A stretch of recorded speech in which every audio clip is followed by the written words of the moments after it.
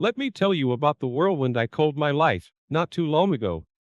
It was like living two lives, one where I was the devoted wife to my sick husband, and the other, well, that was the side of me I kept hidden under lock and key, or so I thought.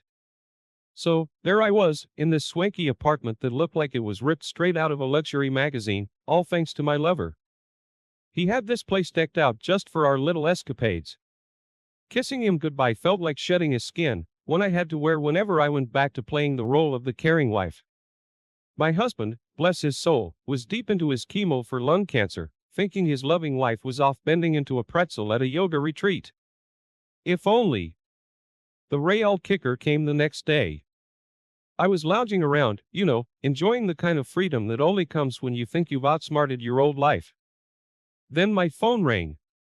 It was my husband's doctor, sounding all serious and worried, thinking I was right there holding my husband's hand or something. He told me the news straight up. My husband's condition was getting worse. I put on my best worried wife voice, but the second I hung up, it was like a switch flipped. Shopping, I thought. That'll make me feel better. After all, I was about to inherit everything, right? Wrong. Fast forward to the weekend, and my lover, being the spontaneous guy he is, suggested we hit up this fancy hotel for a getaway. Picture this. Me, in my best dress, stepping into the lobby like I own the place, and who do I see? My husband's best friend, looking right at us.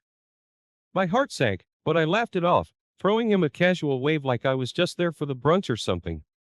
Inside, though, I was panicking. Had he seen too much? That weekend was supposed to be an escape, a brief dive into a world where consequences didn't exist. But every laugh, every whispered promise felt hollow, knowing that my web of lies was getting more tangled by the second. I kept telling myself I was in control, that I could manage the fallout, but who was I kidding? My husband's friend wasn't just some random guy. He was loyal to a fault, and I knew deep down, my days of playing both sides were numbered. So, there you have it, how I danced on the edge, thinking I was clever enough to keep my two worlds from colliding. Spoiler alert. I wasn't. And as for that sinking feeling in my stomach, turns out, it was my conscience, trying to break through the surface. Too bad I didn't listen until it was too late. Please take a moment to like and subscribe.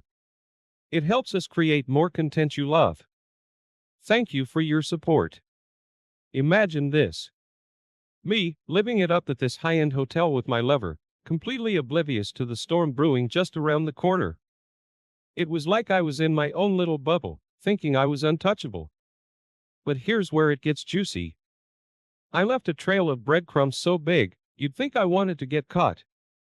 My lover's watch, my lipstick on too many glasses, and receipts everywhere. I was reckless, and boy, did it come back to bite me. So, there I was, thinking I was slick, not knowing my husband's friend was lurking, snapping photos like we were celebrities on the down low. This guy, he was like a brother to my husband, and there he was, gathering all the ammo he needed. It's funny how you never see the knife coming until it's right there, huh? Fast forward to me waltzing back into my house, acting like the doting wife who'd just been away on a spiritual retreat. My husband was there, looking friendlier than ever, but with this smile that just about broke my heart. He said he was just so thankful for all my support through his chemo. Support, right, that word felt like a slap, especially with all the dirt I had just swept under the rug. But did I stop? Take a wild guess. Now, here's the kicker. Amidst all this chaos, my husband, with every ounce of strength he had left, gives me this necklace.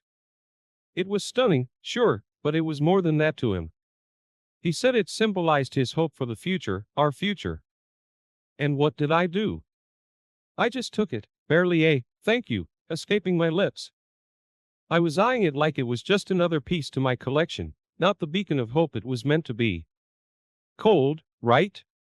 Yeah, that was me. Every time I looked in the mirror, wearing that necklace, all I saw was the weight of my lies and the coldness of my own heart staring back. It's one thing to play with fire, but another to freeze everything out.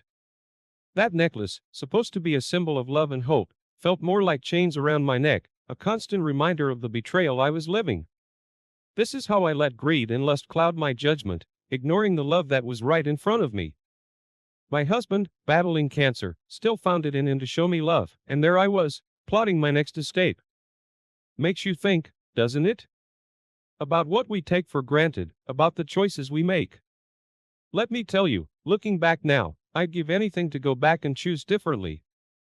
But life doesn't work that way, does it? You play the cards you're dealt, and sometimes, you play them all wrong.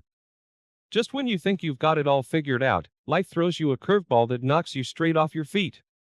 That's exactly what happened to me, and boy, was it a doozy. So, grab a seat, you're not gonna believe this. It all started with a phone call from the hospital. I was in the middle of plotting my next rendezvous when the news hit me like a ton of bricks. My husband, the one I'd been sneaking around on, was getting better. Yeah, you heard that right. The cancer that was supposed to take him away from me, giving me a one-way ticket to freedom and wealth, was retreating. I put on my best, overjoyed voice, but inside, I was a mess. My golden ticket was slipping right through my fingers. As if that wasn't enough to knock me off my game, my lover, the one person I thought I could count on for some excitement and escape, started showing his true colors. Turns out, Mr. Perfect was swimming in debt up to his eyeballs. Our steamy, passionate encounters turned into him whining about his financial woes, looking at me like I was some sort of ATM romance. Out the window. Now, it was all about the money. And just when I thought things couldn't get any more complicated, I find out I'm pregnant. Yeah, the cherry on top of this disaster cake. With my husband on the mend and my lover turning into a leech, I was stuck in a nightmare. Who's the father? Could I pass the baby off as my husband's and keep this charade going? The questions haunted me, day and night. I kept the pregnancy a secret, dodging questions and hiding my growing belly. The stress was unbearable. Here I was, juggling a sick husband who was suddenly not so sick, a lover who was more interested in my wallet than me, and a pregnancy that could blow my whole world to pieces. So, I did what I do best, put on a brave face and plotted. I'd figure out a way to keep the baby a secret until I could come up with a plan. Maybe my husband would never have to know, maybe my lover would hit the road if I cut off the cash flow. But deep down, I knew I was just delaying the inevitable. The truth has a way of coming out, and when it does, it's like a hurricane, tearing through your life and leaving nothing but chaos in its wake. That's the thing about secrets and lies, they're like a house of cards, delicate and fragile. And mine was about to come crashing down. Okay, so you think you've heard it all? Buckle up, 'cause this chapter of my life is a doozy. It's like, one minute you're juggling your secrets like a pro, and the next, it all comes crashing down so hard, you don't even know what hit you. Let's rewind a bit. There I was, thinking I could outsmart everyone, living my double life and loving it. But, as they say, all good things must come to an end, right? And end it did, with a bang. It all went down one seemingly normal evening. My husband's buddy, the one I always thought was a bit of a pushover, turns out he had a backbone after all. He couldn't take the lies and the deceit anymore. So what does he do? He shows my husband the photos. Yeah, those photos. The ones of me and my lover cozying up in places I shouldn't have been. The look on my husband's face when he confronted me, I'll never forget it. It was like he was seeing me for the first time, and man, the disappointment and betrayal in his eyes cut deeper than any knife. Is it true? He asked, voice barely a whisper but loaded with so much pain. Do you really need to ask? I wanted to say, but I didn't. Instead, I did what I do best, I lied. Flat out denied everything. But my husband, he'd done his homework. Hired a private investigator, can you believe that? And just like that, my world started crumbling. Photos, videos, texts, you name it, the evidence was overwhelming. There was no coming back from this. My husband, the man I vowed to stand by, in sickness and in health, looked at me with such cold determination, it sent shivers down my spine. He filed for divorce, and he made damn sure I wouldn't get a dime. Everything we'd built together, gone in the blink of an eye because of my selfishness. The worst part? There was a part of me that thought I could sweet-talk my way out of it, use my charm to soften the blow. But facing him in that moment, seeing the resolve in his eyes, I knew. This was it. The game was over. Leaving our home for the last time, I realized I'd lost more than just my marriage and my comfortable life. I'd lost myself, my dignity, and any scrap of respect he might have still had for me. So there I was, out on my own, with nothing but my regrets and a harsh lesson learned. Turns out, living a lie, no matter how thrilling it might seem, always comes with a price. And trust me, it was a price I paid in full.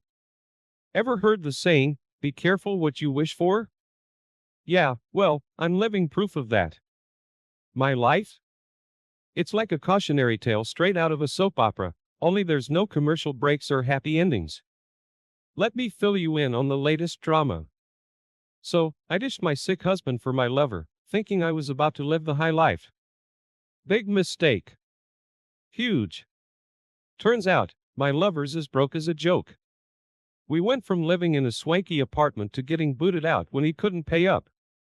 Ended up in this tiny, moldy flat that smelled like despair and broken dreams. And if you think that's bad, wait till you hear about the pregnancy.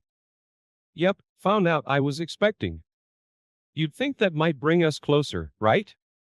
Wrong. My lover started acting all weird, questioning if the baby was even his. Talk about a kick in the teeth. There I was, pregnant and practically penniless, with a guy who suddenly acted like I was some stranger he regretted letting in. But hey, it gets better. Or, well, worse. The stress of everything. My crumbling love life. The impending single motherhood. The guilt eating at me for abandoning my husband. It all took a toll on me. Big time. I started feeling really off, you know? Ended up at the doctor's more times than I can count, and bam, got slapped with a diagnosis. Some chronic condition made worse by stress. Irony much? Now, I'm spending more time in bed than a cat, weak and sick, wondering how the heck my life turned into this mess. Living with my lover, or should I say, freeloader, became a daily reminder of how far I'd fallen. Our conversations? They were more like arguments drenched in bitterness and regret. This isn't what I signed up for, he'd say, as if I was the only one responsible for this disaster. And me? I couldn't even muster the energy to fight back. Too sick, too tired, too lost in my own misery. It's funny, in a tragic sort of way. I left my husband because I thought I'd find happiness and riches elsewhere. Instead, I found myself trapped in a life more suffocating than the one I ran away from. Alone, broke, and sick, this wasn't the plan. Not by a long shot. So here I am, lying in this dingy flat, staring at the ceiling and thinking about all the choices that led me here. My husband's probably moved on, finding happiness without me, while I'm just a shadow of the woman I used to be. If there's a moral to my story, it's that the grass ain't always greener. Sometimes, it's just astroturf painted to look pretty, hiding all the ugliness underneath. Guess it's true what they say. Karma really is well, you know. And let me tell you, she's got a wicked sense of humor. Let me tell you, hitting rock bottom has a way of clarifying things, like a slap in the face you never saw coming. My story? It's one of those, how the mighty have fallen, tales, and fall I did, hard and fast, from a life I thought I had all figured out. First off, my husband's recovery. You'd think I'd be happy, right? Wrong. The whole town was buzzing, celebrating his miraculous comeback from the brink. And him? He was the star of the show, with a new lady by his side. Someone who was there for him when I chose not to be. I watched them from the shadows, my heart twisted with envy and a gut-wrenching regret. Seeing him so alive, so loved, it was like a punch to the gut. Then came the divorce papers. That moment when reality hits you square in the face, and there's no running, no hiding. I was alone, the illness I had shrugged off becoming a tangible reminder of my body's betrayal, just as I had betrayed. My lover, the one I risked it all for, bailed. The sickness, the lack of money, it was too much for him. There I was, abandoned, just like I had abandoned my husband. Court day was a spectacle, but not the kind I'd ever wanted to star in. My husband, looking healthier and happier than I'd seen him in years, didn't even spare me a glance. His testimony was calm, collected, a recounting of my betrayal that left no room for doubt. The judge's expression said it all. There was no sympathy there for me, not a shred. The gavel sounded, and just like that, it was over. The divorce was finalized, stripping me of everything I once held dear. But the real kicker? My husband donated a hefty chunk of our assets to cancer research, a final goodbye wrapped in a bow of revenge and closure. It was poetic, really, in a twisted sort of way. Walking out of that courthouse, the weight of my choices bore down on me like never before. I had lost everything. The wealth I coveted, the love I took for granted, and even my health, which I had always assumed would stand by me, faithful when no one else was. And there it was, the bitter end of a chapter one had written with my own selfish desires. No wealth, no love, no health. Just me, and the stark realization of what my betrayal and greed had cost me. It was a hard pill to swallow, realizing that the price of my actions was a life devoid of the very things I had sought to secure. So, what's the moral of this sorry tale? Maybe it's that life has a way of balancing the scales, of teaching us lessons in the harshest ways possible. Or maybe it's simpler than that. Maybe it's just about the choices we make and the inevitable consequences that follow. Either way, here I am, telling you my story, not as a cautionary tale, but as a reminder. A reminder that